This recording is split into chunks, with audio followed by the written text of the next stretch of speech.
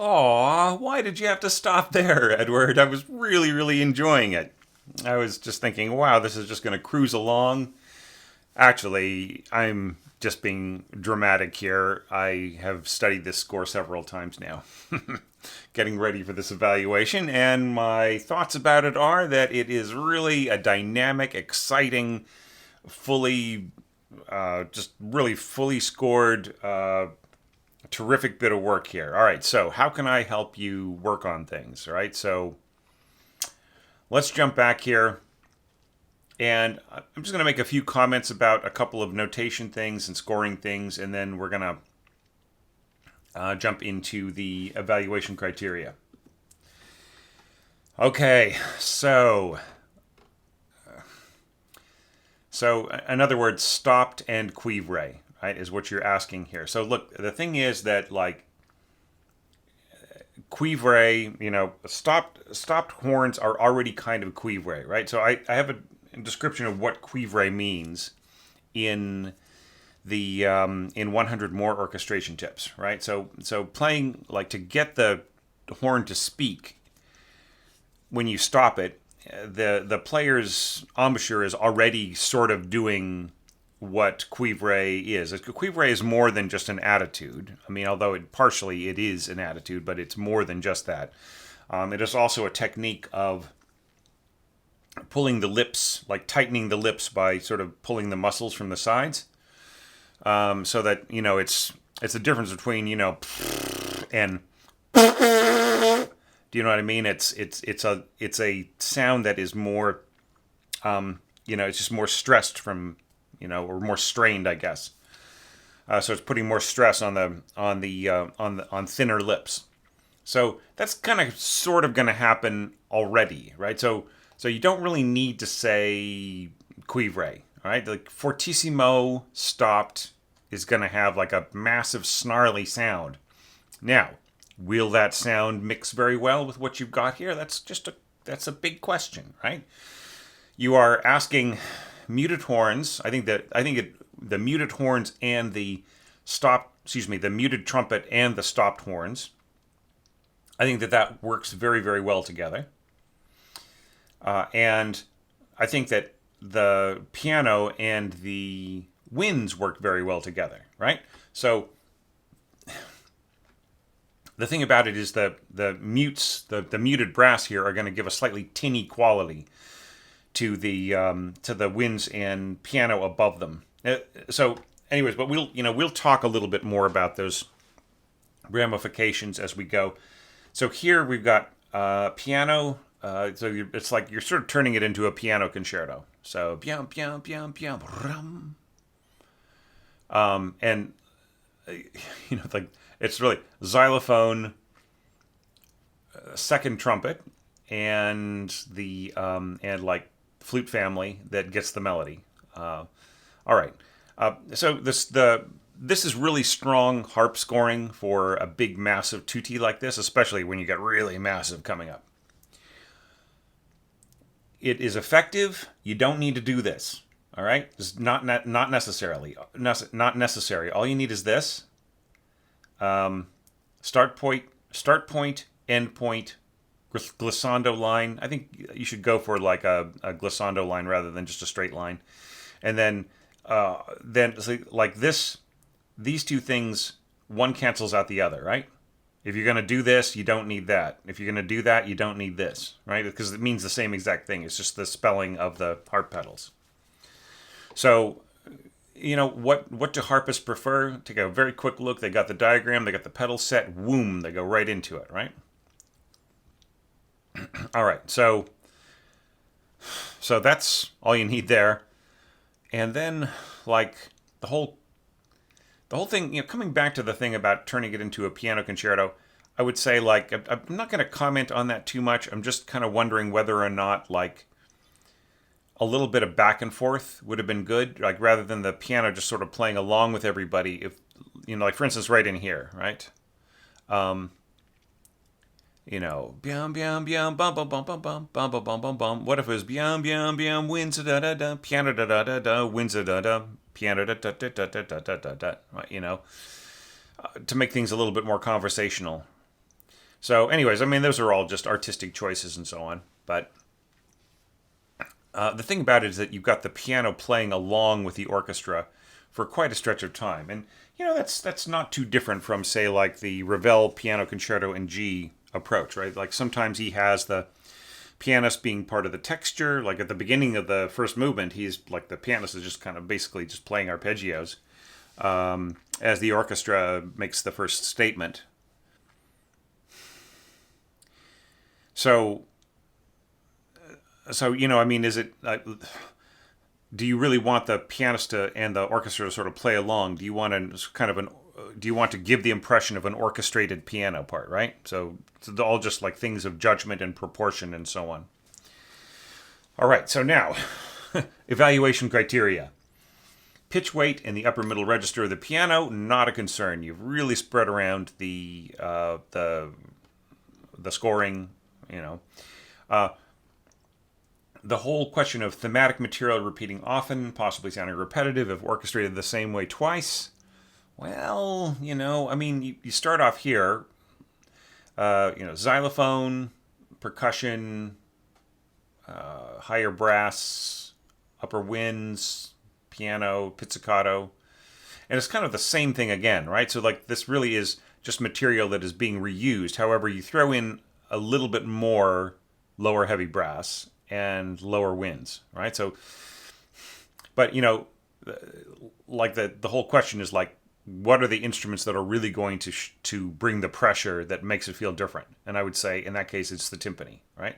So if you really want to differentiate between these two, I would say like experiment. Like, can you leave the timpani out? Can you have, can you have something similar, like maybe with a different instrument, and then bring in the timpani later? Because that's the thing that is really going to delineate the difference between these two things. Like people are going to, the timpani is going to stand out hugely here, right? Both times. So people might just be focused on that and the glissando rolls and stuff. So it'll just, even though you're adding all of this emphasis and stuff, you're doubling your bassoons with your trombones and so on. You're adding some big weight right here on the downbeat and all that. It still might not be enough to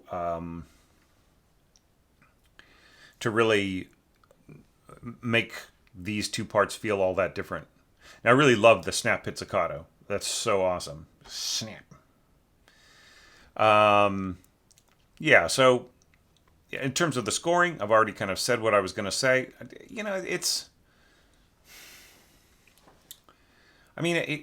actually kind of nicely done and it's very fun, right? I don't have huge, big problems with it.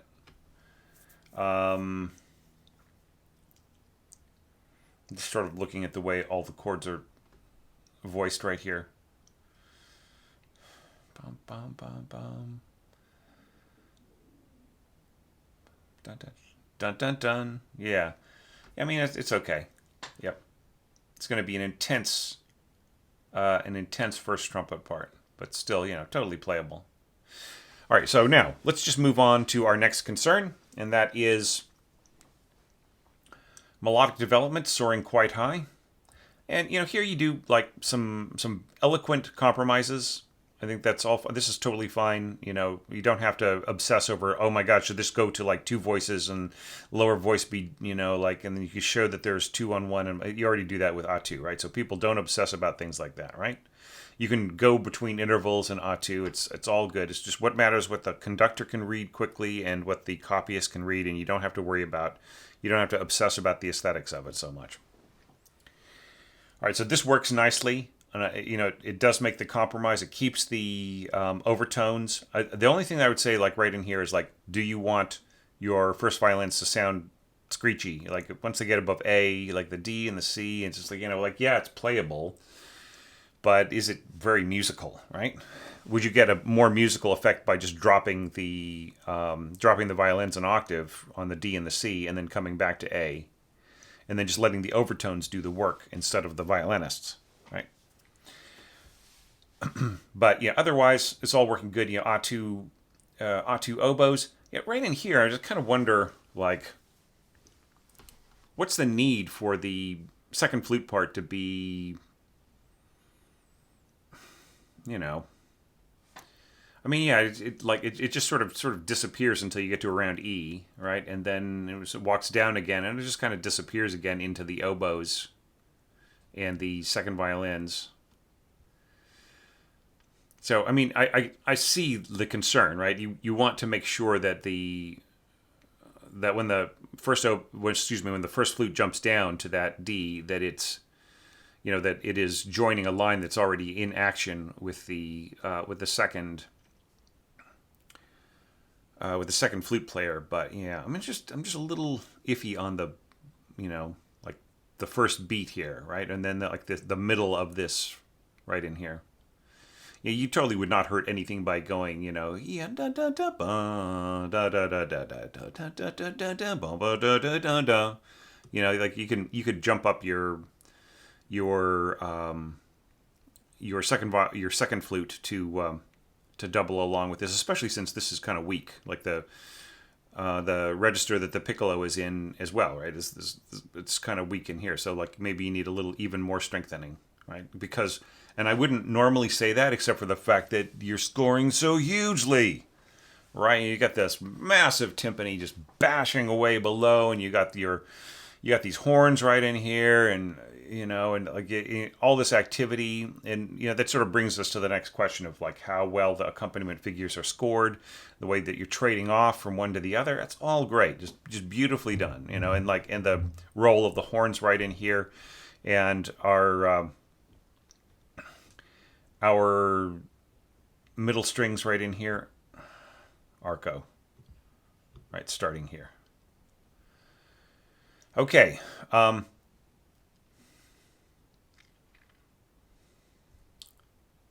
Yeah, it's I'm looking at this and I'm just thinking of the great Spanish virtuoso pianists. Like, what would they want to do here? Like, would they want to just go chung chung chung chung, or would they want to go would they want to do the sort of a hand over hand thing where you're practically trilling with either side of the right hand back and forth, and the left hand leaping over the right hand back and forth, or just sort of throwing in just devilish little twists and turns. I don't know, something to think about. Okay, so continuing on. This is strange. Was this intended to be an E here? Oops. I think you intended for this to be an E, because I don't see any other ED sort of seconds built into the music.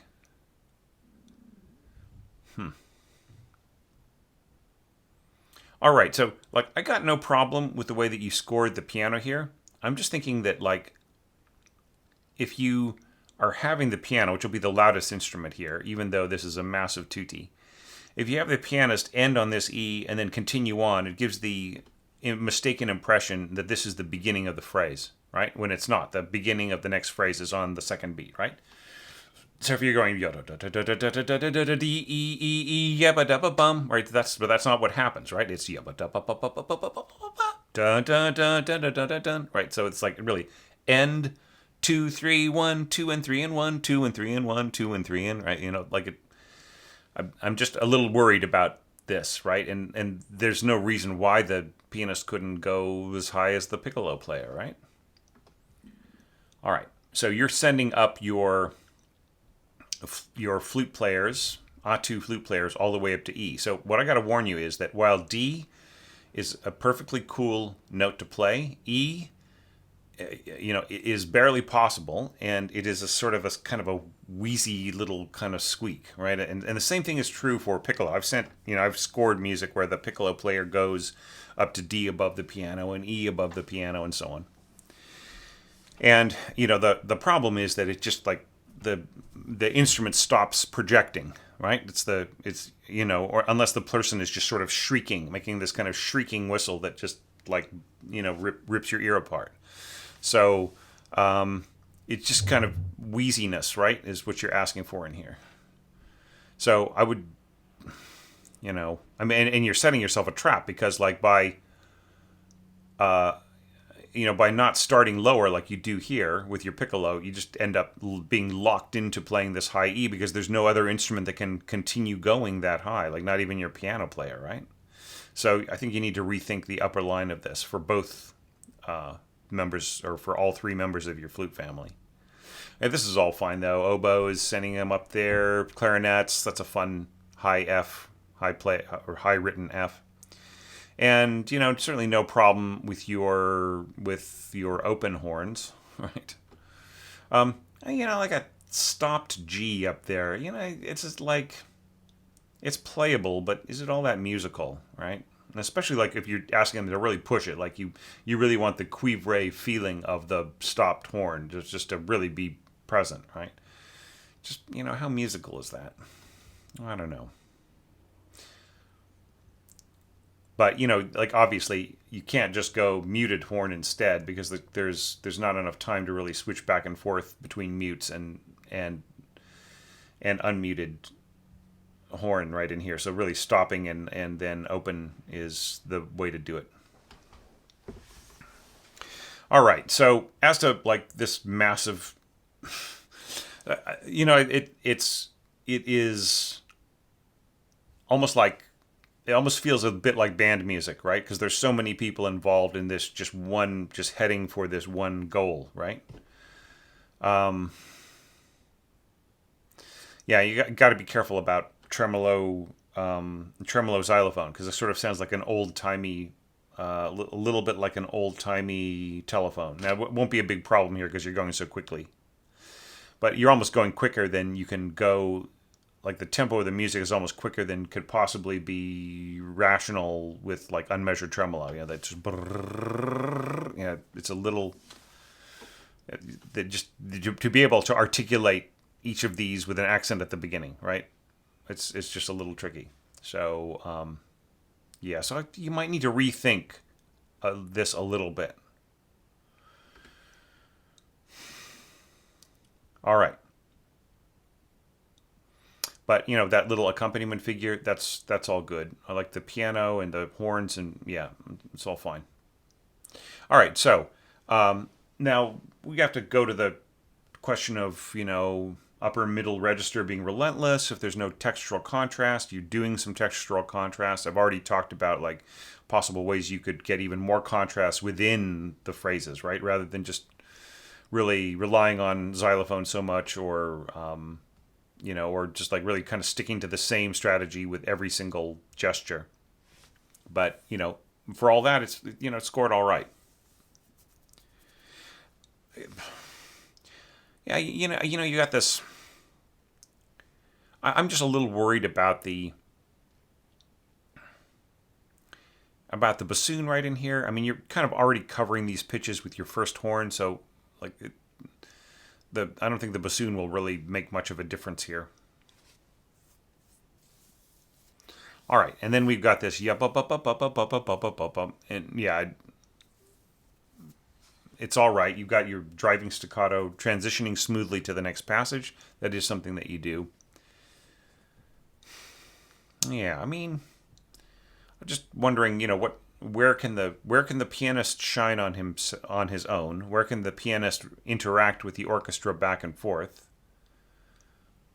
Where can the pianist do something that wasn't in the original piano score, or like expand on something in a real concert pianistic way, right? But I mean, it's not to say that this is in any way badly orchestrated. It's really, really fun, and it's really just just wonder. Like, I'd kind of prefer to kind of stay away from bassoons A2 in an exposed way in tenor, in tenor clef, or in the tenor register. That's not tenor clef, obviously.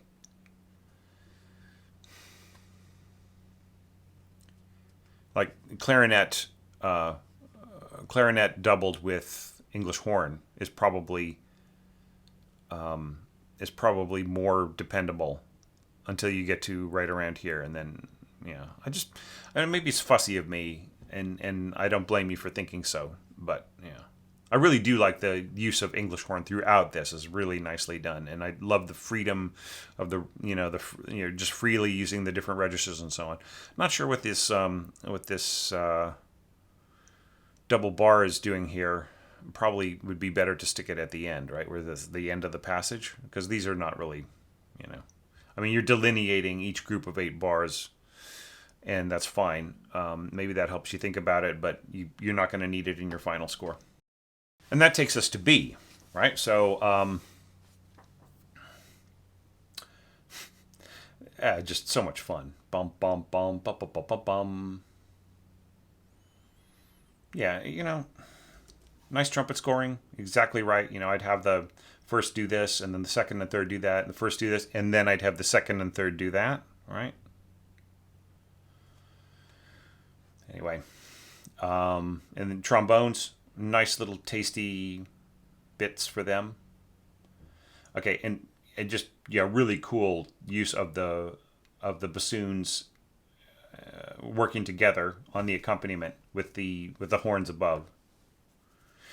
I wouldn't go crescendo into forte, right? If the horns aren't going, if you want to keep the horns from basically just burying the bassoon and contrabassoon, you have to reverse what's going on here, right? It would be better for this to be mezzo forte and that to be forte at the beginning, right? Then you have a balance. All right. And then, dun dun dun, this is nice. And this is very cool. This is, pizzicato plus piano staccato. You can't beat it. I mean, you can overuse it, right? But it is something that really works nicely. Yeah. And then it just like all of these little high notes that are such a concern to me in my evaluation criteria, keeping the high interjecting notes from sounding too glaringly repetitive, like they're kind of a function of the original piano part, is not such a huge concern. So here you have the second going to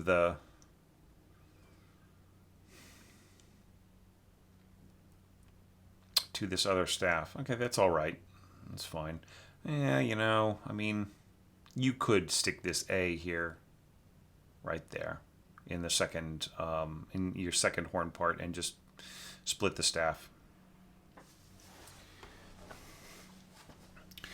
All right, but differentiated roles in closely spaced melodies, overlapping accompaniment figures, highlighting inner voices.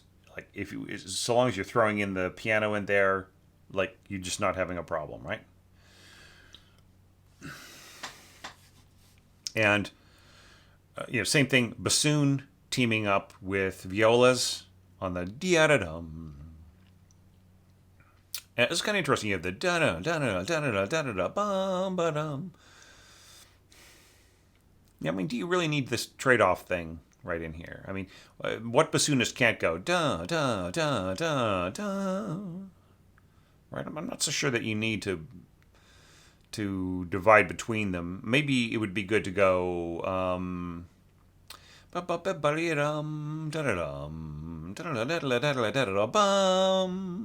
and then second bassoon comes in, right, and just maybe trade off between the bassoons.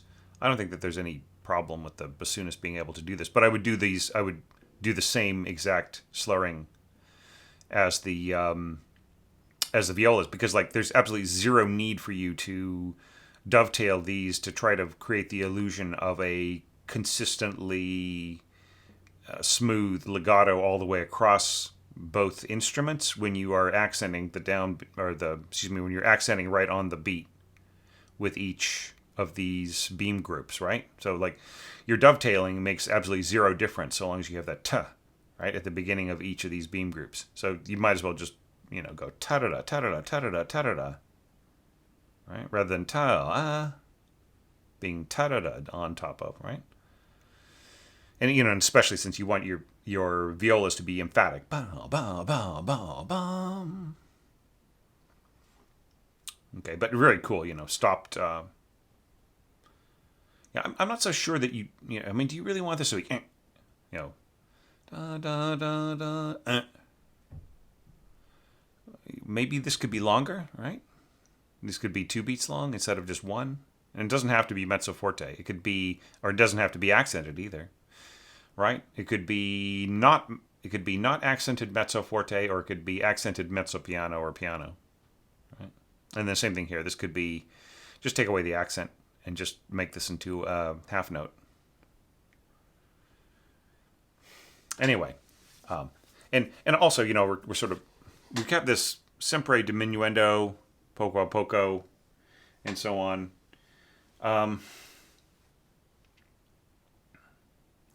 That's not exactly in the piano score, right?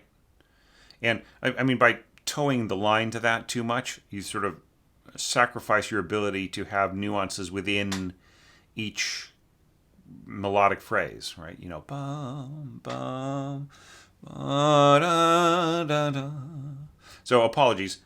I discovered that one of the templates had a B flat instead of a B natural here. I've been not really blaming people for this, but just questioning why it was in there. And I went back and I looked, and that was actually my fault. So the orchestral template for the whole movement has got this B flat. It should be a B natural. So that's my fault. I apologize to anybody who felt unduly accused of getting that wrong, right? So this would be an F sharp, that would be B natural, and so on all these others. So, slip of the wrist. Now, just the whole thing, though, is just to point something out. Right? So this is jumping down, right? So we're going B flat, D, A, right? Now what's going on here? G, A, F, right? The motion here is down a fourth. Here the motion is down third, right? So it's not really the B that is the accented note, or that, I mean, you can put a B, you can put an accent on it, but it's not really the B that is the focus here, right? It is the giving off of the line from this right hand note to here. So the B flat is really more of a function of the harmony of the piano part, but it's really what should be emphasized here is the da da da dum, right? Not da da da da da da da da da dum, not da da da da da da da da da da bum, right? Okay, so partially my fault, but all the same, I'm going to take no responsibility whatsoever. Okay, all right, so mezzo forte here, mezzo forte there, sforzando, piano. So shouldn't the melodic line back off a little bit? Could there be nuances? Da, da, da, da, da. Crescendo and then back off. Right, and then just say, like, overall, you can just write that into the dynamics of all the parts, right? So, bum, bum, bum, just have everybody flex, da da da dum, and then come back, and then like mezzo piano, da da dum, da da dum, da da da da, then push, bum, piano, right? And that way it's built more organically into the parts, right? I really like this pizzicato. This is just genius. Pluck, pluck, pluck, pluck. So fun. Something I would never have thought of. That's, why do I do these orchestration challenges? 165 ways of doing this piece in a way that I never thought of, right? Okay. So yeah, I would just say make it gradual, right? So instead of pew P, just like it'd be like pianissimo right here at the end, right? And then everything settles down. Ya-da-dum, da-da-dum, da-da-dum. So to review over this section here, keeping the triplets from overwhelming the melodic line, not a problem when the melody is in the horns, but the horns need more nuances. There need to be sort of flexing right in here, right? And I think these horn chords need to be a little longer.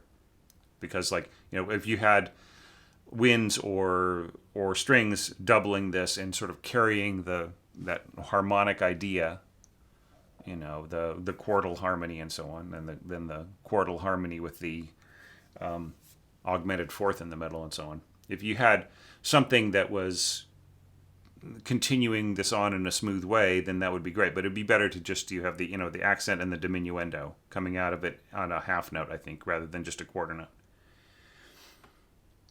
Okay, widely reaching left-hand patterns. You've divided them up really nicely.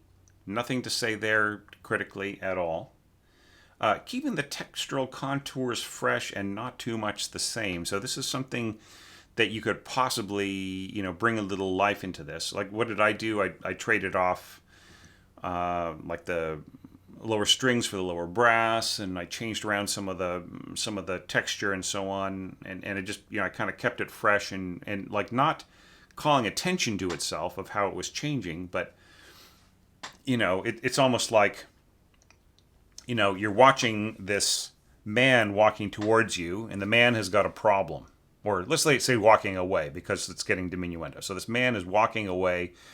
He is off to go settle a problem somewhere, and behind him you have this beautiful sunrise, and it's pink. It's just beautifully pink right here, and then right here, and then it's just still pink right here, right? But what if it was pink and it's got a touch of orange in it, and then just more blue as the sun started to peek over the side of the mesa, but like none of it really kind of calling attention to itself. You're really focused on the man in the middle walking away from you, right?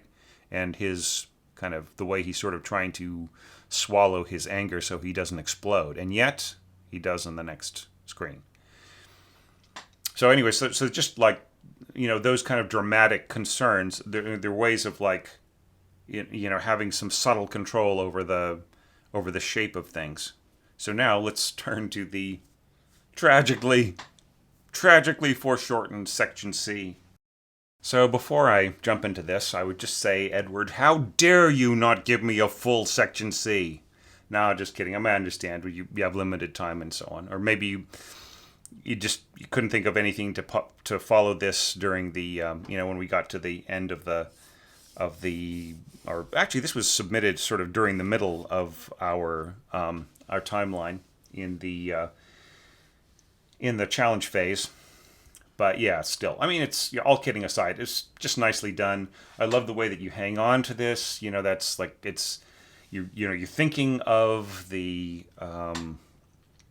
whole concern of the piano sustain pedal, right? Like holding on to the stuff. And what's really interesting here is like you don't really turn this into a big piano concerto kind of moment, right? Where you really could have, and you just really kind of leave it more to other instruments. And that's fine. That sounds great. Okay? But to just talk about this all largando expansion, I think you do it pretty well, but like your other instruments, like it's neat the way that the horns come out here and they push, but the other instruments need to follow that same dynamic arc too, for this to be really convincing. Or otherwise, when you get to this sforzando in the middle, which by the way should be in both parts, when you get to the sforzando in the middle, the horns are just basically overwhelm everybody else who's just sort of standing around holding these notes, right? So just give everybody the same dynamics right in there, pushing on this, and it's and that is also a very Russian thing that you're doing here, like bassoons, contrabassoon, and the brass section, and then everybody else can just, go jump off a cliff or just go, check their iPhones or something like that for a while. So now getting into castanets, like a little touch. You really like the little touches of percussion, not getting too into it. And then like right in here, like marimba and harp working together, it's going to work fantastically well. So that there is a concern in here, and that is keeping the accompaniment pattern from becoming too regular and too predictable. So I would say at the beginning of this, like you got a little flexing here in your dynamics. That could have easily made its way into the other accompanying parts here, especially marimba and harp and so on. So I think that it can't just be something that emerges from it. I think they all have to emerge together. And then the other thing is, like, could there have been something that you could have thrown into this, where there was, like, in my case, I think I jumped an octave and sort of moved around the bass a little bit and so on. So could there be some way of varying this? And then if you can't really think of what to do here that would be different, what could you do here that would make these feel different from each other, right? Because it really is the same strategy both times. It's a gripping strategy, right? You're really putting the focus of the change and everything on the melodic parts, and just a little bit of a touch here and there of support. And this is lovely, by the way. The stopped stuff. It's kind of strange, like you're using the French word for stopped, and then here you're using the plus sign, right? So Like maybe just use one or the other, right?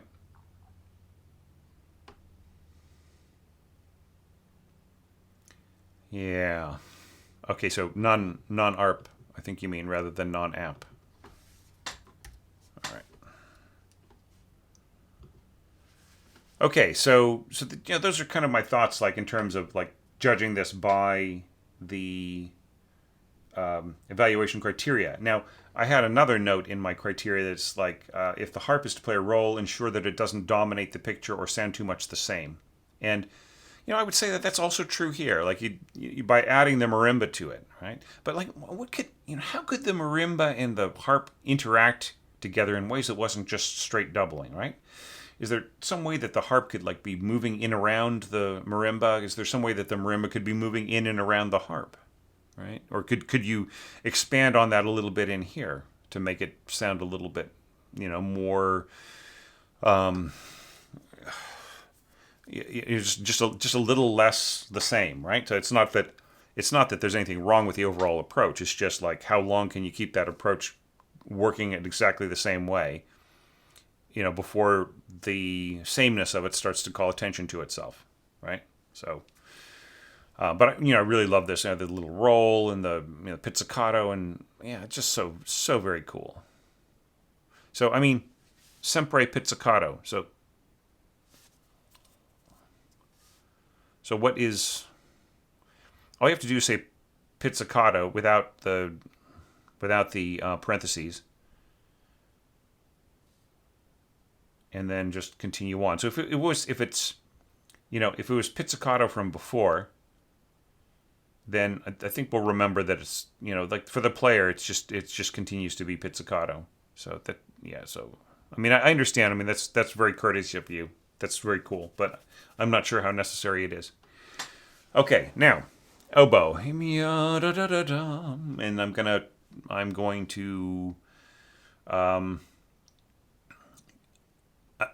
going to say this until I'm blue in the face.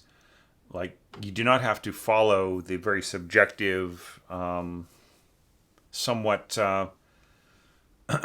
somewhat stingy approach to marking dynamic inflections in the piano score. You've got your first oboe player. That person might be the best oboe player, in your country. Like in the case, like I got to work with the best oboe player in this country, and it was just amazing. Like, and I've worked with some just great oboe players, but like every single tiny little nuance and and then just the shapes of things and the character of things, like down to the smallest little gesture, and his knowledge of the little things that irritate oboe players that nobody else would think of, right? So if you've got somebody like that playing your solo, you would imagine you would want somebody like that. So why not tell them what to do, right? So da da da da dum da da da da da da da dum. So what, right?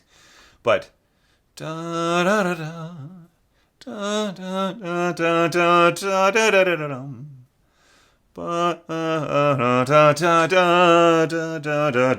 da da da dum. Do you see what I mean? Like they are singing their guts out for you. They're just putting their lives on the line every minute that they play a solo. So make it interesting for them. Add some nuances, right? Same thing here, right? And here you come in like the contrast with clarinet and flute working in octaves. This is a really wonderful combination. Right?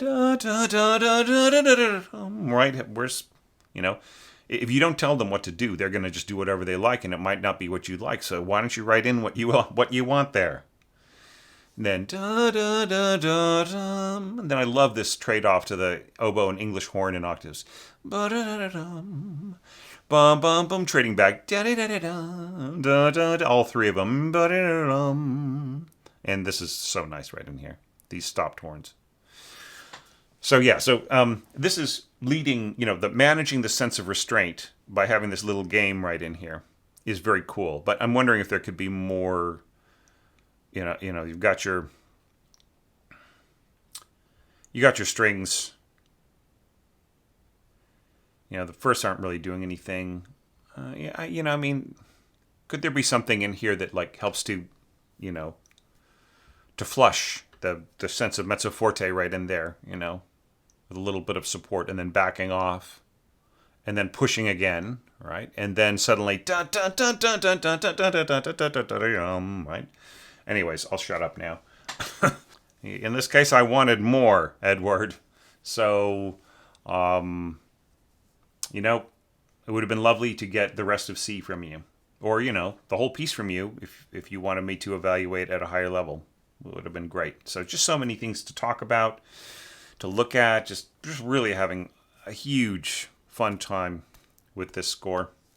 Thank you so much for it. Thank you for the support on Patreon. And, you've been a member of the community for quite a while. And it's always great to see one of your comments or observations, posts, whatever, bumping into you on the internet in whichever forum, whichever kind of way. But especially, great to have somebody like that as just part of, the inner support circle that keeps this channel going.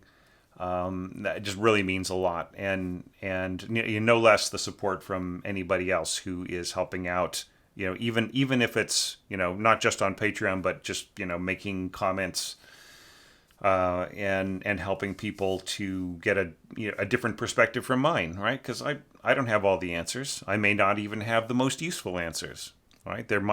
I might talk about your piece for half an hour or an hour, and then somebody else just leaves a little comment in the below the video that helps you make sense of everything, and is something I probably should have said at the first 5 minutes, but I just sort of slipped my mind, and is even more useful to you, right?